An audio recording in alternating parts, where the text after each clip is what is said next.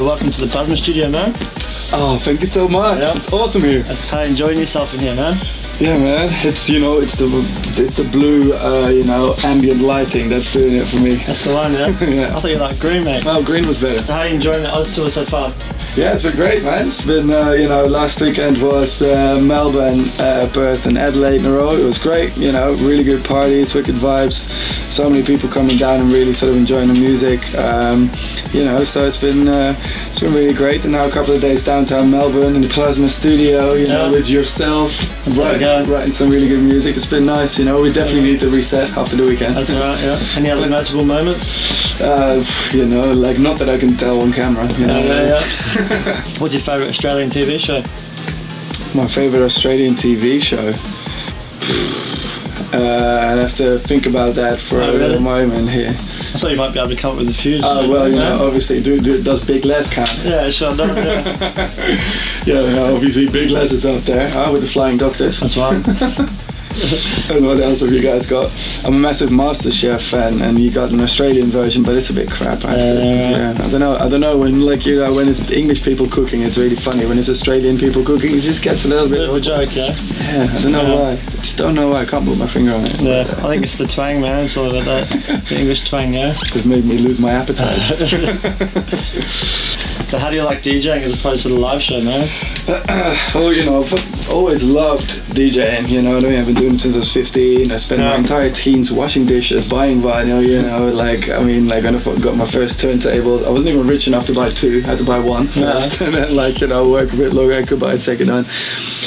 So it's always been a really big part of what this is a massive hobby and just a big part of my life, but obviously times have changed a bit, and it just became CDs, and now obviously with the USB and any kind of other sort of stuff, a bit of that kind of, that sort of the art of DJing is kind of lost a little bit, at least, the technical side of it, just the kind of, I used to feel really, really happy with myself when I just be able to do a really quick mix on vinyl and just ooh, I just did something real here. Yeah. That's kind of been lost, I think, a little bit in kind of more modern sort of ways of DJing. It's hard to separate yourself now?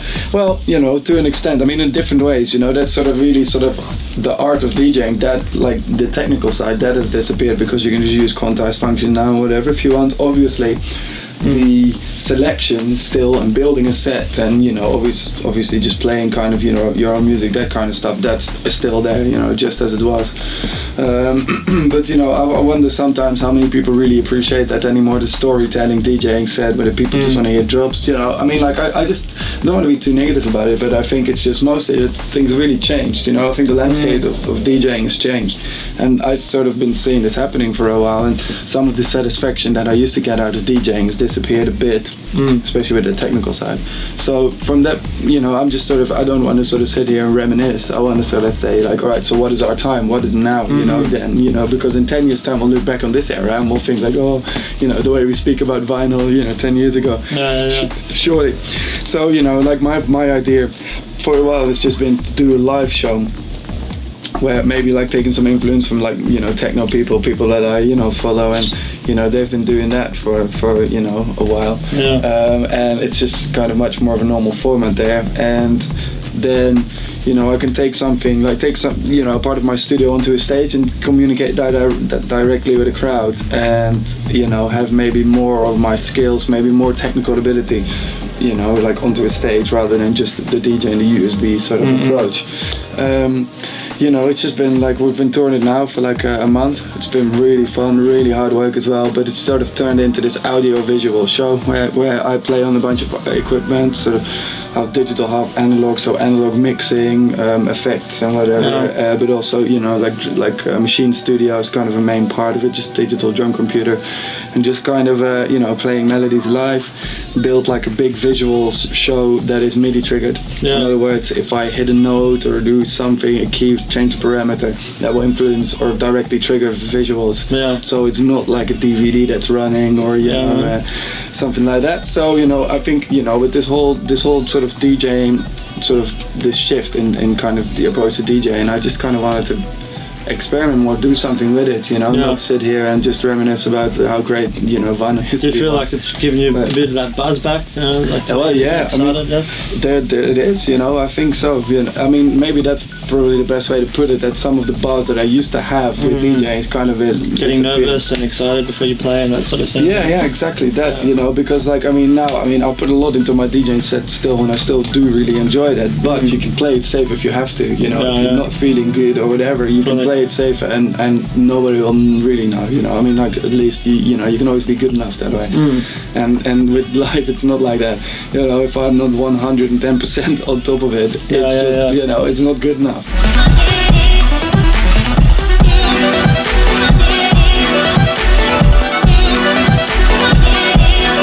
And what do you feel is your like most important piece of equipment in the show? In the show? Well, I mean, fairly essentially is the machine studio. You know, Native Instruments have just been fully supporting me, and it's been great. You know, they just hooked me up, and they've been also really supportive, and just kind of some, you know, just also the development of the software and kind of what am I missing or what would I want, and you know, sort of a beta kind of approach to it, which is great. And you know, Machine Studio is the main drum computer in it, so it just plays, you know, all the sort of little elements of my tunes, you know, just like drums, percussion, it all comes out of different channels, so I can analog mix it live.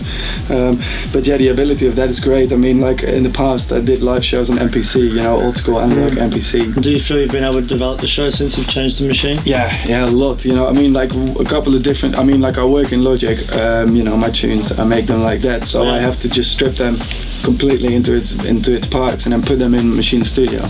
But because Machine Studio is Native Instruments, it can also run FM8 or Absinthe, soft synths like that, which are my original patches. Like a good example is like a Problem. When we do that live, the intro of it has like this melody which I play live, and I can just my own Absinthe patch that I made for that, I can load into Machine Studio and play it, so it's just properly original. And then over the top of that, I play, you know, Virus, for instance, do analog filtering, like Eventide, reverb, you know, just kind of do all that stuff live. So I just end up with this hybrid kind of solution of taking as much of my original kind of patches and kind of sound design into this sort of modular environment where I can just play with it in like a really hands-on kind of almost old school analog studio kind of way. Back into the studio, what's your favourite instrument or synthesizer? Boom. Yeah, in the studio, my favorite synthesizer, there's different ones. You can never get to monoculture. But FM8 has really got to be one of my favorite ones, just for possibilities, you know, the approach. Just the FM as a kind of synthesis is great. It's very versatile, and it's just also very typical, I think, for West. The sound is going now. Generally, you know, this sort of more kind of digital kind of sound designy, multi-layered, very complex harmonic type stuff. Absinthe is also a great favorite, but the Virus also still, you know, takes like kind of. I mean, with the live show, I'm always playing. There's always like one sort of live patch of the Virus playing, and you know, it gives me great pleasure just to play like a Virus straight into a massive sound system. It still sounds very special. But you know, just in terms of functionality, I mean, like Native Instruments did a new one, Contour, which is quite cool. It's a little phase modulation synthesizer. It's like FM8, but a bit more simple. Not quite so many operators, but it's got quite a cool sound. But you know, I mean, I think for quite some time, you know, FM8 and Absinthe have been a massive cornerstone of my sound. Wicked, man. I just have to say that, Yeah, wicked. And do you think, like, when Native Instruments developed FM8 and that, they had that in mind, that it would be used the way it's being used now, or do you feel that the producers are starting to use it in ways that they didn't really expect that it was going to be used? Or? Well, I think there's always that, you know, like, I mean, the software developers, they've got, you know, a certain mindset, I think, you know. The framework, and then... Yeah, and then people, sort of artists start using it, and they, you know, you can see that now with the back and forth that we have, you know, it's really cool where we're using it slightly different, and they got, you know, like product specialists going like, wow, this is cool, you know, this is something else, So I think those are two sides to kind of, you know, software development, or just, you know, just anything to do with that. Is that the development side and the kind of artist. Two different sort of angles on it. But I mean, FM8, and you know, that's obviously come out of that DX7 legacy, you know, Yeah. kind of those early kind of FM type synthesizers, and they all sounded fairly boring, you know, just all these sort of digital type keys, that kind of typical sound. It's a cool sound, but it's not, you know, it's not like this. that's what FMA, I'm sure they sat there and thought, all right, let's build something like that in a software kind of way. And then when you sort of compare like a DX7 to what you can now pull out of an FMA, then I would say yes. I don't think people really saw it coming how versatile it has become. And talking a bit more about the like creative workflow, what do you feel is important to keep, you know, your life in balance, to make sure that, you know, your productivity is at the highest level, you know? It's difficult. I mean, for me, it's difficult. Maybe, I mean, just in terms of touring kills your energy a lot. You know, so every weekend we're just usually out for at least one show, usually two, you know, and a lot of traveling, and then, you know, on Monday you're just so tired, and you're not going like, oh yeah, I love music, I want to be in the studio. You just go, oh, you know, I just don't want to hear something, just like chill, you know, just me and the missus on the sofa watching some Netflix. But you know, so I mean, that's one thing, but then it comes down to, I mean, you know, for me it's just obviously a job, so you just kind of have to get through that, and it's really not that bad. And then it's about finding your rest, good sleeping rhythms, you know, just getting up in time, you know, not be one of those people that wakes up at 2 p.m. every day, you know, but try and be a little bit more like normal rhythm. And I find that kind of that, just, you know, just that, try and have good sleeping rhythm when I'm at home, just try and have a little bit of sort of discipline to get up, start at 9 in the morning, cup of coffee is the main part, and just first few hours, you know, are just usually the hours that I do the most work, the most productive, and just get the best results.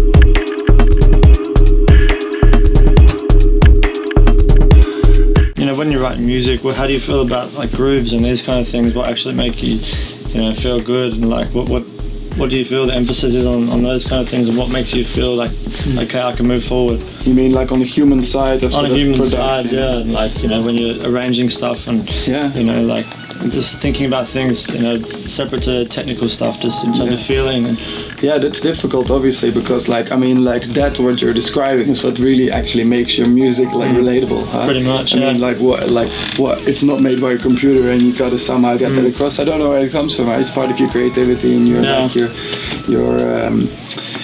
your personality. I don't know. I mean, like, I guess, you know, just searching, you know, just like sort of this searching for a groove, for something where, for instance, I think a lot of my music is fairly simple in its concept, but when it's not easy to recreate. So if other people go like, oh, this is simple, and then sort of sit there, aspiring producers, they go like, but like when I do it, doesn't sound that way, because that's how it felt for me for a very long time, until, you know, I got sort of a bit further. But I think it's just that kind of the personal touch. It comes from somewhere, and it's that sort of magical 1 + 1 is not 2 but 3. Exactly. You know, and that little bit of extra. But I mean, that's super important, because you can have the most incredibly well produced music, but it's going to be much harder to communicate with people. Exactly. If it doesn't somehow have like a human angle to it. Yeah, I think it's quite an important part of it, because, you know, there's even times where I've worked with you, but, you know, certain people seem to sign off on, you know, that sounds good there, but, you know, and that person might be working with it in that place, and you're like, oh, I wouldn't put it there, but then later on it feels right. And I guess that's the difference that makes different people, you know, sort of flow with that. Yeah, I think so. Yeah, but you have it as well when you do that, your own approach, you know, and I think that is like a unique way, you know. I mean, like, how many ways are there to do the same thing, more or less, you know? But all these different, you know, ways, they're kind of about that. Just kind of try and see all the possibilities of the, you know, of the music at the moment, and you know, I think. There is identity there. When we do tune together, obviously that's what it's about. You know, we both know how to technically make music. You know, it's about that kind of combining those approaches. Exactly, man. Just they're little touches, but you know, they make differences, and I think that's the human side. You know, and it's an important side.